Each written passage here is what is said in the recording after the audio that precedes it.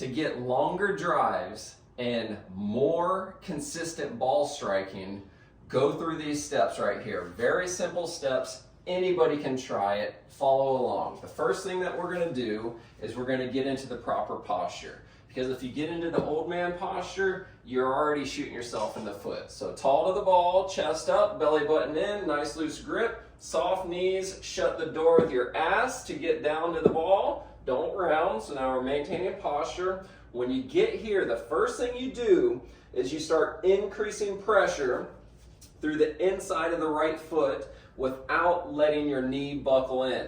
Okay, so just try to think about pushing your right foot through the ground as you're maintaining this posture, right? That's step number one. Step number two is think about taking your left hand, if you're a righty, taking your left hand directly away from the target versus wrapping it around your body. This is where you lose so much power and so much club head speed because you're wrapping the damn club around your body. You're losing your arc. The bigger arc that you can maintain, the faster the club head's gonna go. The more stable you keep this right here, the more power you can transfer into the golf club. So think about this. Tall to the ball, maintaining posture, increasing pressure through the inside of that right foot without letting your knee buckle in. As I go into the backswing, I'm going to take my left hand directly away from the target. So not wrapping it around my body, directly away from the target. This allows me to really keep this right elbow down versus letting it chicken wing out. Take it away from the target, perfectly parallel from the ground. Doesn't have to be up here, because watch what happens. When I go back, if I try to go higher, I lose the arc. A lot of people struggle with taking this straight back, so try this out. This is the simple tip. This is the easiest thing that you can try to do to try to really get the shoulders to turn versus bringing the arms around. Close to the wall, you're going to have to play around with the distance. Soft knees, ass back, right hand on your belt buckle. Target's over there now. I'm going to take my left hand directly away from the target, and then I'm going to, without letting my head shift, I'm going to reach for the wall.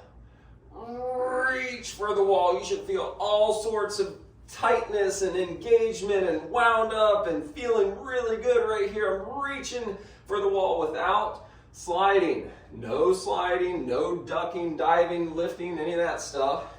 Address, right hand on the belt buckle, left hand, reach for the wall.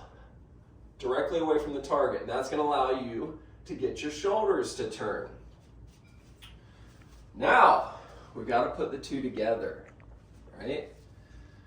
Address position, increasing pressure through the right foot without letting the right knee buckle in, okay? Take the left hand directly away from the target.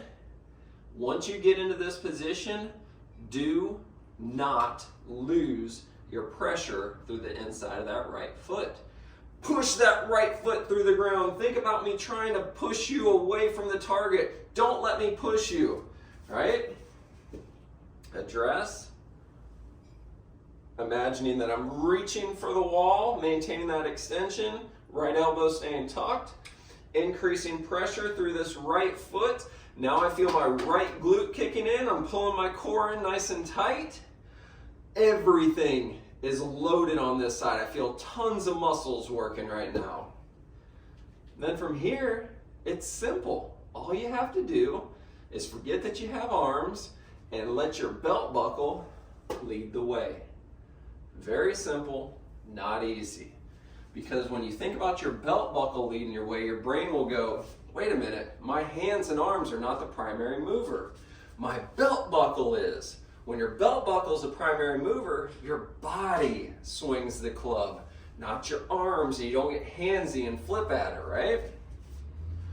Address, pressure through that right foot, core is engaged, tall to the ball, no old man slouching. Take your left hand directly away from the target, reach, keeping the right elbow tucked. Belt buckle leads the way. causes a nice inside out swing club path, and then boom.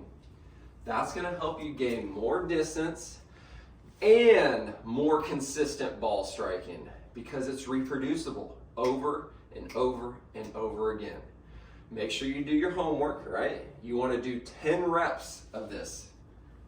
You're going to be exhausted. If you're not exhausted after doing 10 reps, you didn't engage your muscles hard enough. You're kind of just being sloppy and moving around.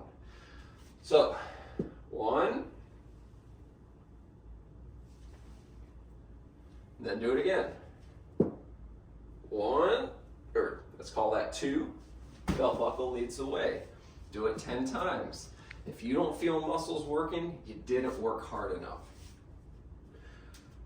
With all of that said, if you want to get more tips of this, hold your hand, take you right through it.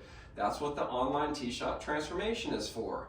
It's 6 modules where I'm just taking you right through it, step by step by step, sent directly to your email, so you just watch them over and over again. It's one of the most turnkey golf performance programs out there. I don't know anything more simpler than what I made. So check that out, the online T-Shot transformation in the show notes. Subscribe to this. Make sure you share this with somebody that needs it, somebody that's got a lot of shifting or wrapping when they're swinging the club. Like it, comment, love it. Until next time, yeah!